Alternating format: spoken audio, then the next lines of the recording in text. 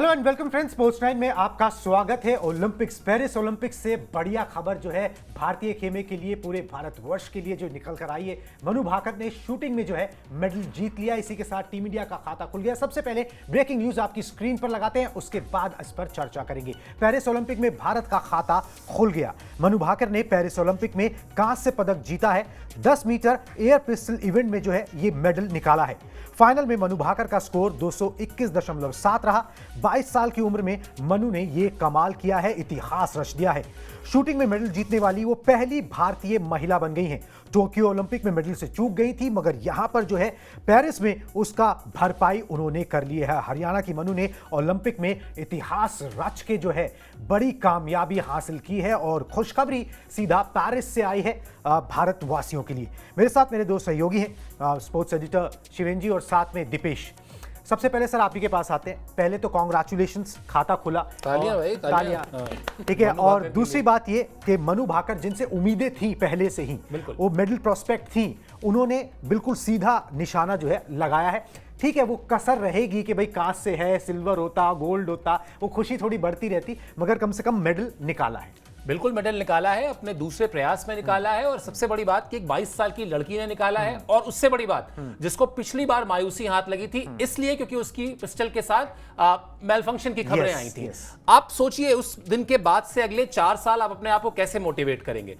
आसान नहीं होता। रोज आप उस शूटिंग रेंज में जब जाते हैं ना, तो आपके जहन में ये चल रहा होता है कि मेरे साथ टोक्यो में क्या हो गया था, कहीं फिर वो मेरे साथ ना हो जाए, और कहीं फिर वो मेरे साथ ना हो जाएगा। जो डर होता है, जो उसकी घबराहट होती है। और आप जितने भी लोगों ने आज इस इवेंट को देखा है और जितने भी लोगों ने टीवी पे ही देखा है, भले मान लेते हैं, वो कंसंट्रेशन लेवल आप समझ रहे हैं, जहां पर मतलब 1 2 3 4 में बात नहीं हो रही है, वहां पॉइंट में भी बात हो रही है। और पॉइंट से आपका जो 0.1 कम है वही कमी है, वरना आप एक मेडल और बेहतर जीत सकते थे।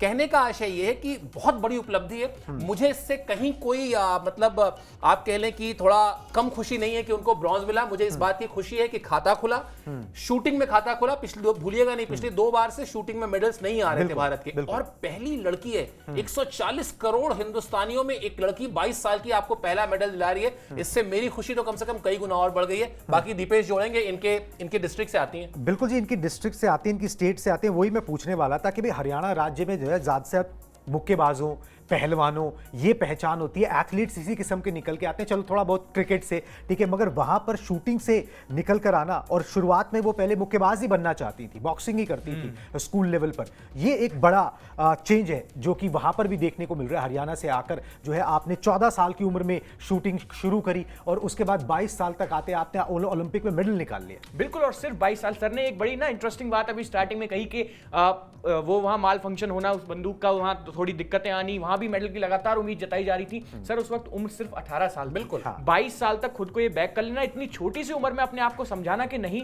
वो गलती कुछ और थी, हालात कुछ और थे, उसके बावजूद कंसंट्रेशन इतना बेहतरीन। एक वक्त था जब सिल्वर बिल्कुल हाथ में था, जीत रही थी, थोड़ी सी गलती होगी जिसकी वजह से ब्रोंज मिल गया। लेकिन स्टिल सर, एक 22 साल की एक लड़की के लिए, जैसा कि आप लगातार कह रहे हैं, एक ऐसे स्टेट से आना जहां ज्यादातर बातें होती हैं पहलवानी की, मुक्केबाजी की, या दूसरे खेलों में आप बहुत ज्यादा देखेंगे ये कंसंट्रेशन के खेल थोड़े से कम होते हैं हमारे स्टेट में, क्योंकि मैं भी ये बात बहुत अच्छे से समझता हूं। लेकिन इसके बावजूद वहां से निकल के आना, रोहतक जिला है, to be very clear, Manu Bhaker ने बहुत बड़ा आज इतिहास रच दिया। और सर ने बताया 22 साल उम्र है, 140 करोड़ हिंदुस्तानियों में से पहली लड़की ओलंपिक इतिहास में जो एक मेडल लेकर आई है शूटिंग में। और अच्छी बात ये कुणाल की वो जिनसे इंस्पायर होकर इन्होंने किया सब कुछ, मैरी कॉम से।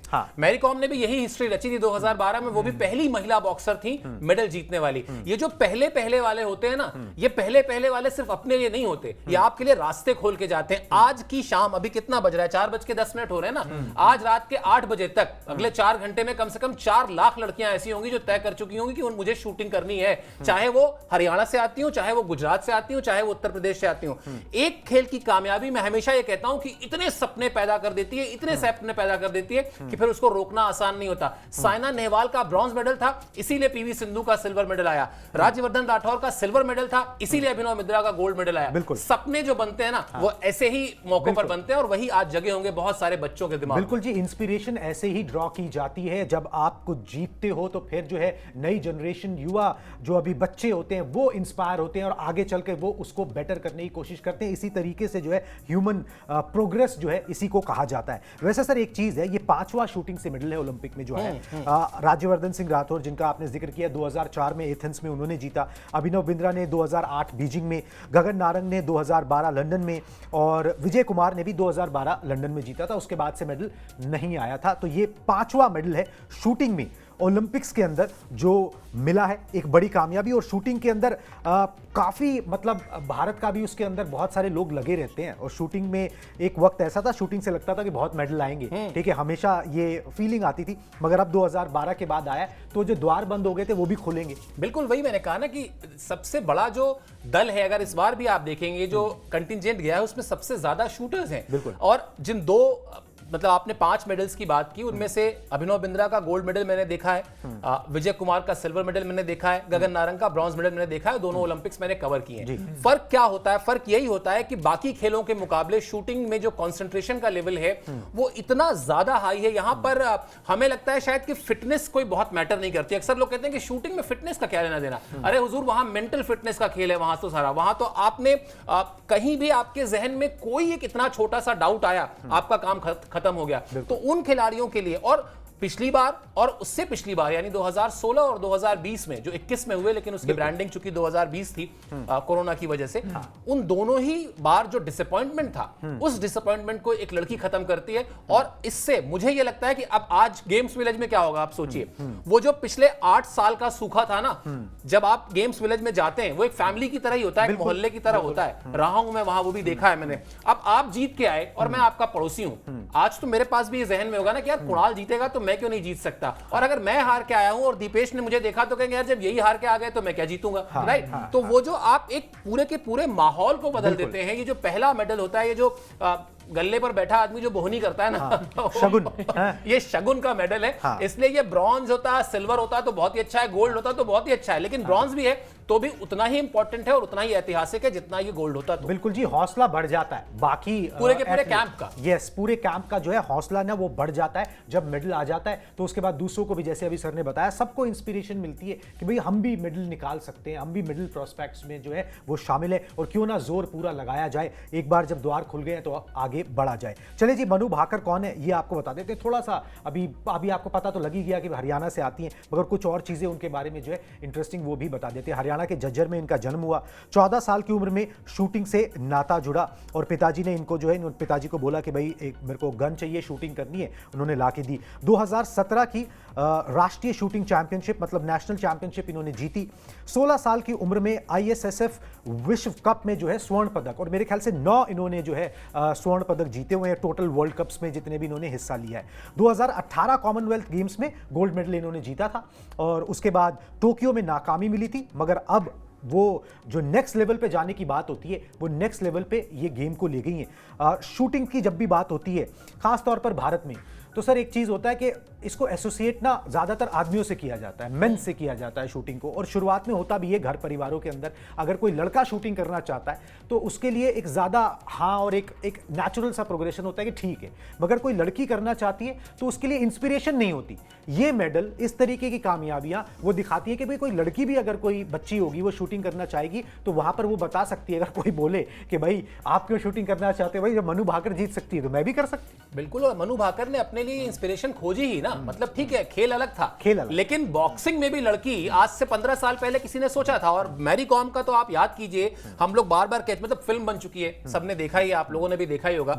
एक बॉक्सर बनना अपने आप में फाइट थी, बॉक्सर बनी, उसके बाद जब शादी हुई तो लोगों ने कहा बस अब करियर खत्म। वो शादी करने के बाद वो जीत गई वर्ल्ड चैंपियनशिप। फिर मां बनी, लोगों ने कहा अब करियर खत्म। मां बनने के बाद वो जीत गई। उसके बाद लोगों ने कहा ओलंपिक भूल जाइए, वर्ल्ड चैंपियनशिप तक खुश रहिए। वो ओलंपिक में जाकर उन्होंने आपको ब्रॉन्ज मेडल दिला दिया।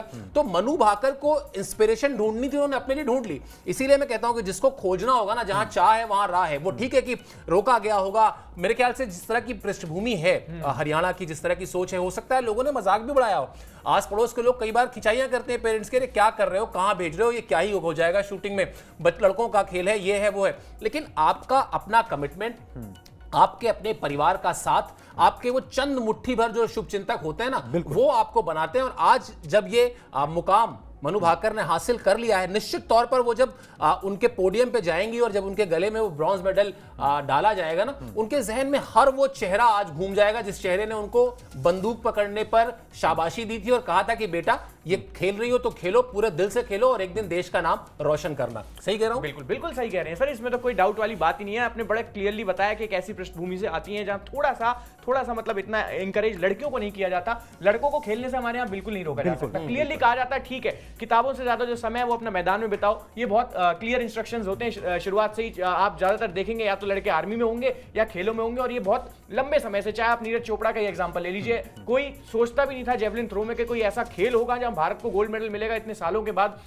बट आज की डेट में जैसा सर ने कहा कि बहुत लोग इंस्पायर हुए। अब जेवलिन में हमारे पास दो दावेदार हैं इसी इवेंट में। अगर आप देखेंगे पेरिस ओलंपिक में सेम मनु भाकर के लिए भी है। उम्मीदें बहुत थी, हमेशा से ही ये बात थी कि एक छोटी लड़की है, भले ही 22 साल की, लेकिन मेडल जीतने की सबसे बड़ी दावेदार है शूटिंग में। उन्होंने कहीं ना कहीं उन उम्मीदों पे भी खुद को खरा उतारा, बड़ा अच्छा मेडल जीत के लाई है सर। और अभी तो खैर उम्र भी कुछ नहीं है, जैसा आपने बताया फिजिकल फिटनेस उतनी मैटर नहीं करती, लेकिन मेंटल टफनेस यहाँ बहुत ज्यादा मैटर करती है। आपका मेंटली टफ होना यहाँ बहुत जरूरी है। थोड़ा सा भी इतना सा चूकते हैं आप, और सर मेडल डिसाइड किससे हुआ है? छोटे छोटे पॉइंटों से। बिल्कुल 1 2 3 पॉइंट की बात होती है, लेकिन वो जो पॉइंट्स में पॉइंट 1 पॉइंट 2 वहां से सिल्वर जीतने से चूक गई। सबसे बड़ी बात ये है 10 मारने वाले बहुत से यहाँ पे शूटर्स थे, लेकिन वो 10.6 10.7 10.5 उसने मेडल डिसाइड किया है। तो इतना कंसंट्रेशन और इतनी सी उम्र में जितनी भी वहां, और अगर आप जितने वहां जो भाग ले रहे थे, जितने उसमें प्रतियोगी थे, सारे मनु भाकर से उम्र में बड़े थे, एक्सपीरियंस में ज्यादा थे, लेकिन फिर भी, और वो जो जितना पीछे जो उनके साथ हुआ है टोक्यो ओलंपिक्स में, किस वजह से चूकी थी मेडल जीतने से, बंदूक आपकी खराब हो जाना, फिर 4 साल खुद को बैक करना इतनी छोटी सी उम्र में, सबसे बड़ी बात यह है आधे से ज्यादा सर वही कॉन्फिडेंस टूट जाता है। आपको इतना समझ होती नहीं है दुनियादारी की 18-19 साल की उम्र में, लेकिन आई वहां से, फिर खुद को बैक किया, वर्ल्ड चैंपियनशिप में गोल्ड जीता, एशियन गेम्स में गोल्ड जीता, और फिर अब यहाँ ओलंपिक्स में भी। अब जो वो मेडल की पूरी टैली है ना, अब भर चुकी है मनु भाकर की। अब ऐसा कोई मेडल नहीं है जो किसी इवेंट में उन्होंने ना जीता हो। और इसमें ये भी जोड़ लीजिए कि अभी कम से कम उनके पास 3 ओलंपिक और खेलने का चांस है, तो अभी वो आराम से ये जो अभी ब्रॉन्ज मेडल है इसमें प्रमोशन करके इसको सिल्वर भी कर सकती हैं और इसको वो गोल्ड भी कर सकती हैं। तो वो जो शूटिंग लड़कियां नहीं करती, सो कॉल्ड जो एक टैग है, वो ऐसी शूटर बन सकती हैं भारतीय शूटिंग हिस्ट्री की कि फिर लोग कहेंगे कि लड़कियां ही शूटिंग कर सकती हैं। तो ये जो बहुत सारी चीजों में कॉन्सेप्ट बदलता है ना चीजों का, वो बदलने वाला नाम हो गया और उन्होंने उसकी शुरुआत कर दी है, बहुत ही शानदार शुरुआत कर दी है। और रही बात हरियाणा की, आप ये भी देखिए कि वो हमारे जेनरेशन में था कि खेलोगे कूदोगे तो होगे खराब, पढ़ोगे लिखो, या हमसे भी थोड़ा पहले था। आज की तारीख में हरियाणा सरकार जिस तरह से अपने एथलीट्स को प्रमोट करती है, जिस तरह से उनको कैश प्राइजेस देती है, आप 4 साल कंसंट्रेट करो, 4 साल बाद एक ओलंपिक मेडल लेके आओ, आपकी जिंदगी सेट है, फाइनेंशियल सिक्योरिटी है आपकी। और इसलिए भी वहां पर इस तरह से स्पोर्ट्स आपका बेहतर हुआ है लगातार, और उसी तरह का सपोर्ट इंडियन गवर्नमेंट की तरफ से भी मिला है, चाहे वो पोडियम फिनिश की जो स्कीम है वो हो। तो सारा का सारा जो इंफ्रास्ट्रक्चर है ना, वो लगा हुआ था। इसीलिए मैं बार बार कह रहा हूं कि अभी शुरू हुए ओलंपिक तो अभी शुरू ही हुआ है, और शुरू होते ही आपका खाता खुल गया, अब और क्या चाहिए? बिल्कुल जी, खाता खुल गया और इससे ज़्यादा क्या चाहिए सर। इससे एक चीज़ और ध्यान आई, फाइनेंशियल सिक्योरिटी से आपने बात की।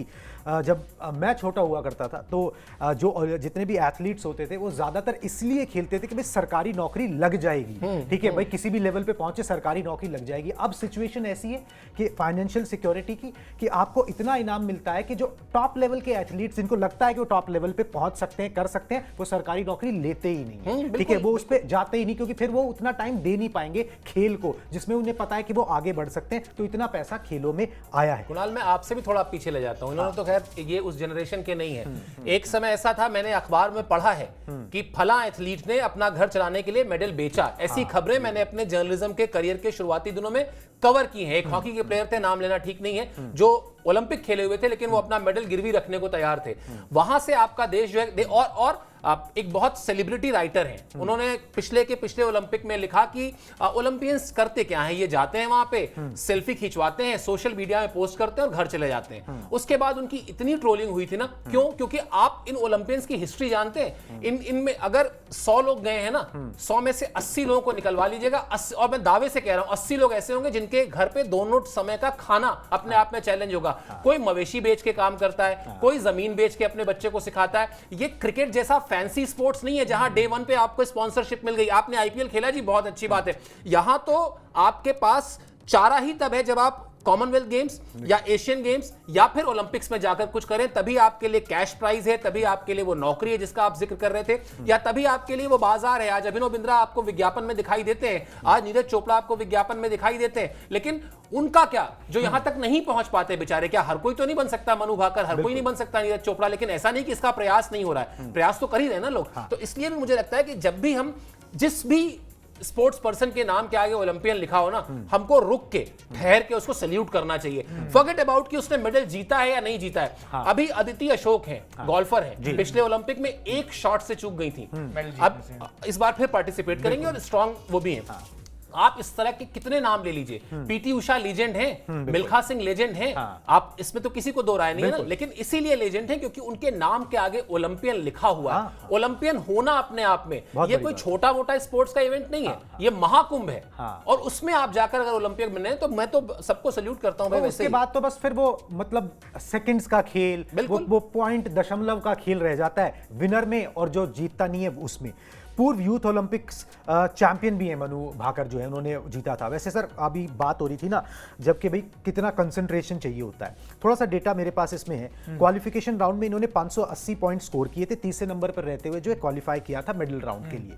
उसके अंदर क्या किया था कि भाई एक इनर 10 होता है, 10 सर्कल होते हैं, और 10 सर्कल के बीच में जब आप लगाते हो तो आपको 10 पॉइंट मिलते हैं। 27 बार इनर 10 पर निशाना लगाया था, तब जाके आपने नंबर 3 पर क्वालिफाई किया था। ये कंसंट्रेशन लेवल चाहिए। और इसको थोड़ा और एक्सटेंड करते हैं ना, ये तो हो गया कि 10 वाले पे आपको मार्क करना है। ये शूटिंग में दो तरह के इवेंट होते हैं, एक जो आप देखते हैं ना पॉइंट 1 पॉइंट 2, जैसे इनका कितना है पॉइंट 1 लास्ट में 221.7, हाँ 7.7, तो अब वो जो अगला 10 है उसके भी 10 हिस्से हैं।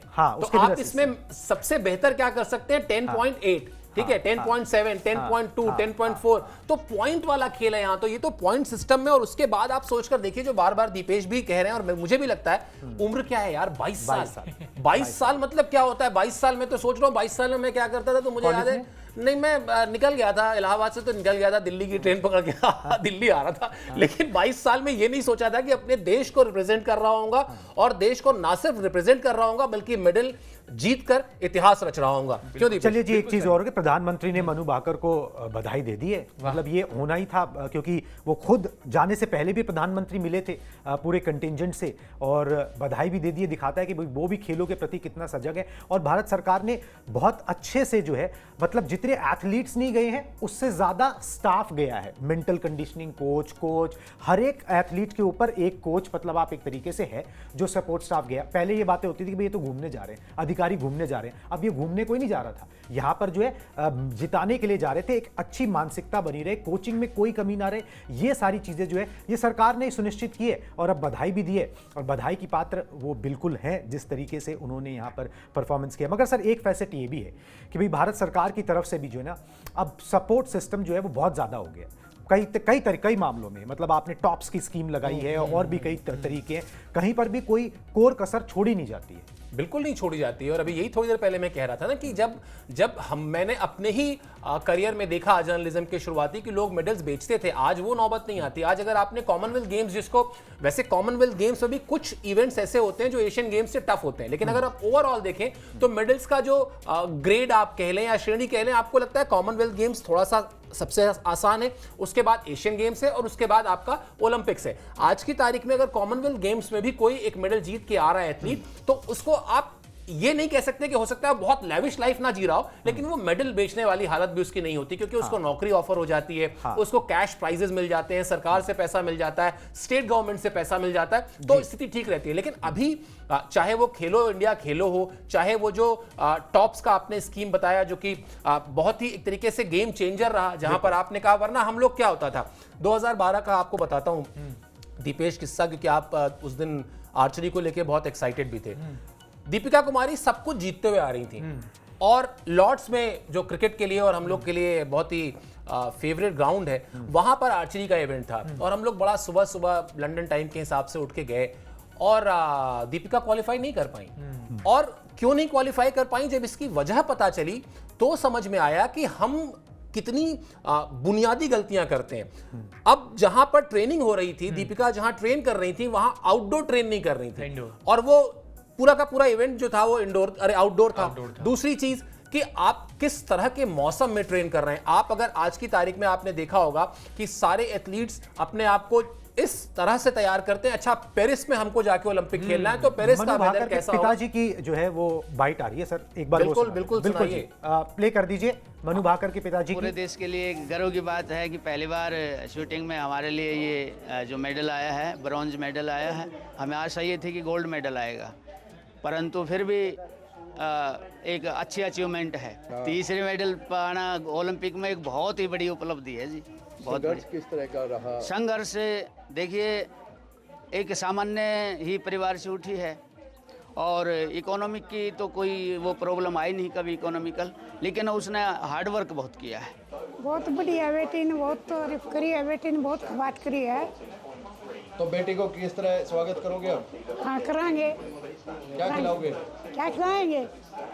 सोना की टूम डाल दूंगी, चैन निकाल दूंगी, और क्या करूँ? कुछ ठीक है स्पेशल ना? बनाओगे बेटी के लिए? हाँ? पोती के लिए बनाओगे कुछ स्पेशल? कुछ बनाऊंगी, आओगी जब बनाऊंगा, वो यही आओगी जब बनाऊंगी।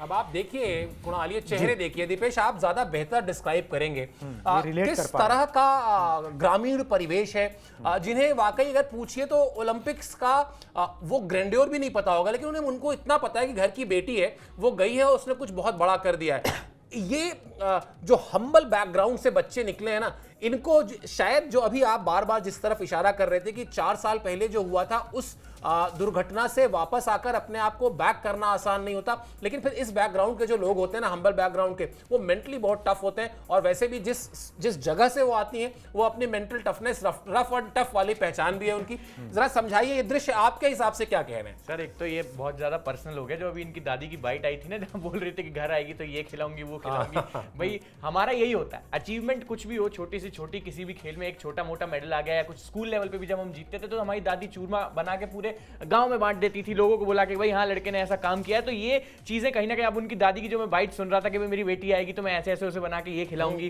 पिताजी कह रहे थे कि भाई मैं तो उम्मीद कर रहा था कि गोल्ड ही आएगी। ये कहीं ना कहीं दिखाता है कि तैयारी सर उसी लेवल की हुई थी, गोल्ड लेवल की, लेकिन आया उसके बाद ब्रोंज मेडल है। तो घर वाले तो खैर कम में सेटिस्फाई हो ही नहीं सकते, उनको तो भाई जब उनकी तैयारी गोल्ड की थी, लेकिन चलो फिर भी ठीक है। और ये जो लगातार विजुअल्स आपके स्क्रीन पे चल रहे हैं, छोटे छोटे बच्चे जो हमने अभी इंस्पायरिंग की बात की, किस तरीके से मनु ने अभी जितने भी छोटे बच्चे हैं, कहीं ना कहीं एक दिमाग में पॉइंट किया होगा कि भाई दीदी की बात पूरे इलाके में हो रही है, पूरे जिले में हो रही है, पूरे स्टेट में, इनफैक्ट पूरे देश में हो रही है। तो इससे कितने जो बच्चे हैं आप साइड में स्क्रीन में देख रहे हैं, कितने लोग इसमें से ऐसे सोच रहे होंगे कि भाई हमारा बच्चा भी ये काम करे। और बच्चे तो भाई देख के ही सीखते हैं, जो उनके सामने हो रहा होता है। मनु की खुद की उम्र 22 है, और जो ये छोटे छोटे बच्चे हैं 10-10, 12-12 साल उम्र इनकी उम्र होगी। तो सर ये कहीं ना कहीं बहुत इंस्पायरिंग है। एक लड़की ने कहीं ना कहीं आज पूरे देश की, इनफैक्ट पूरे स्टेट की आंखें खोल दी हैं कहीं ना कहीं। और ये तो सर खैर ये बाइट देख के तो बड़ा पर्सनल सा फील हुआ, क्योंकि खुद हुआ है ऐसा। छोटी से छोटी अचीवमेंट्स को हमारे यहाँ इसी तरीके से सेलिब्रेट किया जाता है पूरे स्टेट में। आप देखेंगे छोटी मोटी मिठाइयां बना के लोगों को बुलाया जाता है, और उसका थोड़ा सा शो ऑफ किया जाता है कि भाई हमारे बच्चे ने ऐसा काम किया। फिर लड़की ने तो ऐसा काम कर दिया कि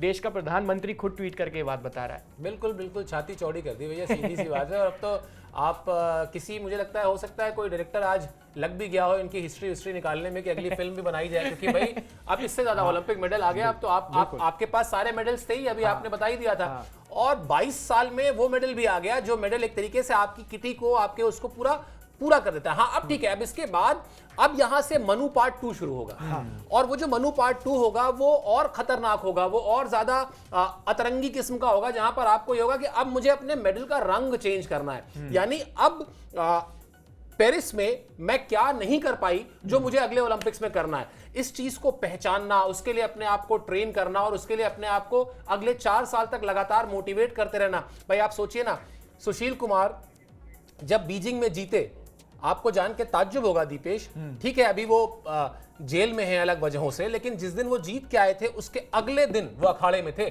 वरना अगर कोई बड़ा कॉम्प्लेसेंट टाइप का होता, कहता है यार मेडल तो जीत ही लिया, चलो जरा एक हफ्ते आराम कर लेते हैं, ना जी अगले दिन। और मैं इस बात का गवाह हूं, क्योंकि मैंने किसी से बात की, उसने बताया कि हाँ जी वो आया हुआ है।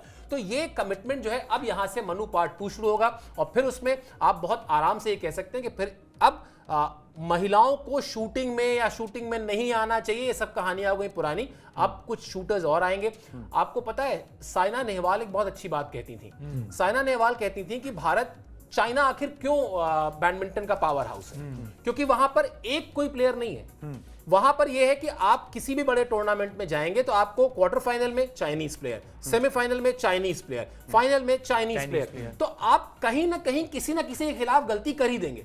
ठीक है, तो आपको अगर किसी भी खेल में अपने आप को पावर हाउस बनाना है तो आपको एक मनु भाकर नहीं चाहिए, आप एक मनु भाकर को 100 से गुणा कर दीजिए और अब आप यहां पर 100 मनु भाकर डाल दीजिए। क्या था आज ही के इवेंट में, आप देख लीजिए टॉप में जो 2 लड़कियां चल रही थी दोनों एक देश की थी, कोरियन लड़कियां थी। तो जितने ज्यादा आपके पास शूटर होंगे या किसी भी खेल में जितनी ज्यादा होंगी, और वहां से फिर आप देखिए पीवी सिंधु आती हैं, फिर बैडमिंटन में, पुरुषों में तो खैर बहुत, महिलाओं में अभी भी खैर आपको उस तरह से नाम नहीं दिखाई देंगे, लेकिन हाँ भारत में खेलों का कल्चर लेट शुरू हुआ है, थोड़ा सा हमें ये समझना पड़ेगा। हमने अच्छा करना शुरू कर दिया है, हम अच्छा और करेंगे, यही उम्मीद की जा सकती है। बिल्कुल जी, और इस पेरिस ओलंपिक में भी अब अच्छा होना शुरू हो जाएगा। सेकंड डे और मेडल आ गया, तो द्वार खुल चुके हैं और उम्मीद यही करते हैं कि भाई ये सबसे सफल ओलंपिक जो है वो इंडियन कंटिंजेंट के लिए वो यहाँ पर साबित हो। चलिए जनाब, आप हमसे जुड़े इसके लिए बहुत बहुत शुक्रिया।